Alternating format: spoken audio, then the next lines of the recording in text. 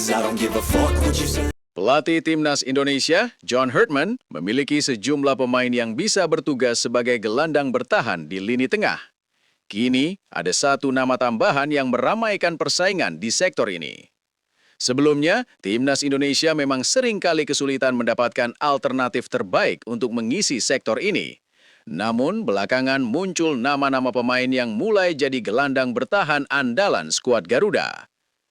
Selain nama-nama yang sempat memperkuat Timnas Indonesia di FIFA Series 2026, John Herdman masih memiliki alternatif lainnya yang bisa dipanggil apabila situasinya mendesak pada agenda berikutnya. Lantas, siapa saja sosok pemain yang bisa menjadi alternatif Herdman untuk area gelandang bertahan? Bagaimana kemampuan para pemain tersebut untuk jadi andalan di area ini? Sejauh ini, Joey Pelupesi masih dianggap sebagai sosok gelandang bertahan terbaik yang dimiliki Timnas Indonesia. Sejak dinaturalisasi menjadi WNI pada Maret 2025, dia langsung menjadi pilihan utama di area ini. Kemunculan Joey Pelupesi di era Patrick Kluivert memang mengejutkan. Timnas Indonesia akhirnya kembali memiliki satu sosok gelandang yang tangguh untuk menjaga kedalaman di lini tengah. Sepanjang masa kepelatihan Kluivert, Joey jadi pilihan utama. Dia seringkali dipasang bersama Tom Haye di tengah. Hanya saja di era Herdman, pemain berusia 32 tahun ini sempat dicadangkan saat menghadapi St. Kitts dan Nevis.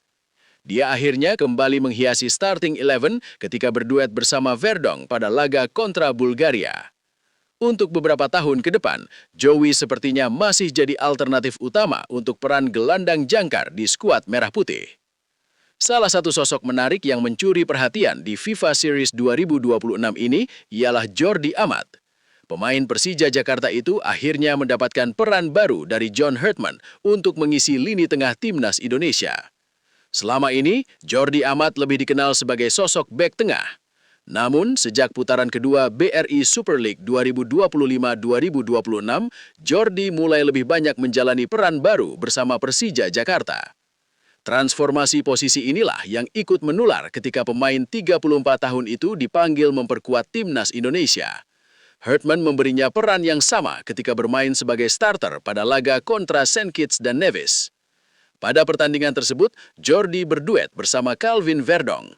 Dengan perubahan komposisi semacam ini, opsi Herdman untuk pos gelandang bertahan Timnas Indonesia pada pertandingan berikutnya bakal semakin melimpah. Gelandang bertahan lainnya yang bisa menjadi solusi bagi John Herdman ialah Ivar Jenner. Namun, pemain 22 tahun tersebut harus bekerja lebih keras untuk mencapai performa terbaiknya jika ingin jadi pilihan utama. Bisa dibilang, Ivar merupakan salah satu sosok gelandang serba bisa di Timnas Indonesia. Pemain 22 tahun tersebut bisa menjalankan sejumlah peran berbeda, baik itu gelandang bertahan maupun gelandang tengah. Dia bahkan bisa didorong lebih ke depan di depan dua holding midfielder. Ketika menghadapi FIFA Series 2026, Ivar juga selalu dimainkan Herdman, meskipun baru turun sebagai pengganti pada babak kedua. Yang menarik, Ivar mendapatkan tugas menjadi gelandang bertahan menggantikan Joey Pelupesi yang ditarik keluar menjelang akhir babak kedua. Nama terakhir yang juga patut dipertimbangkan sebagai salah satu opsi gelandang bertahan ialah Mark Klok. Gelandang asal Persib Bandung ini memiliki kapasitas yang cukup mumpuni untuk memainkan peran ini. Hanya saja, Klok belum bisa menembus persaingan di sektor ini pada FIFA Series 2026. Namanya tercoret menjelang detik-detik terakhir, meskipun sempat masuk dalam daftar 41 pemain awal yang dipanggil Herdman. PSSI angkat bicara menanggapi isu administratif yang menimpa sejumlah pemain Timnas Indonesia di Liga Belanda, Eredivisie. Melalui Ketua Badan Tim Nasional, Sumarji, Federasi menegaskan status kewarganegaraan para pemain diaspora seperti Justin Hubner, Nathan Choe Aon, hingga Martin Paes telah sah sepenuhnya sebagai warga negara Indonesia, WNI, sesuai regulasi hukum yang berlaku di tanah air.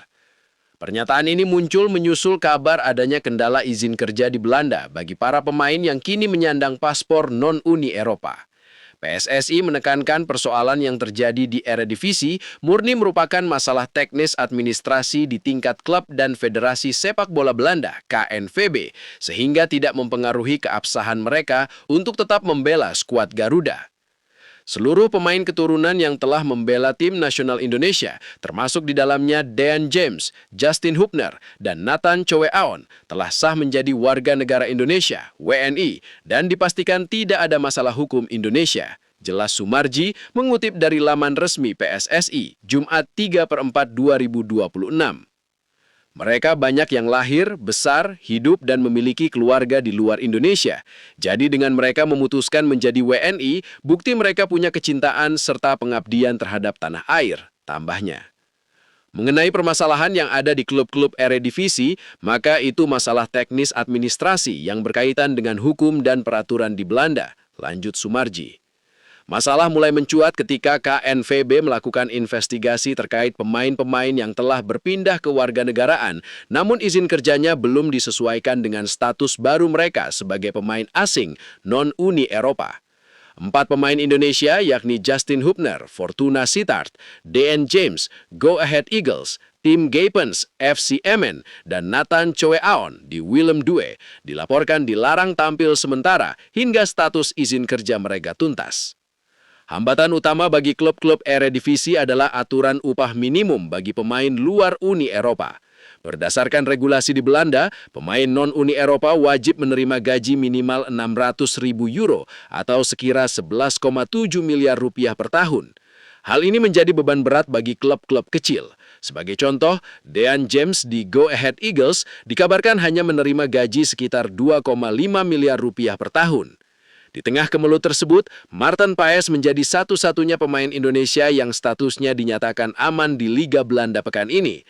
Hal ini terjadi karena Ajax Amsterdam telah menyadari status paspor Indonesia milik Paes sejak awal perekrutannya di awal 2026.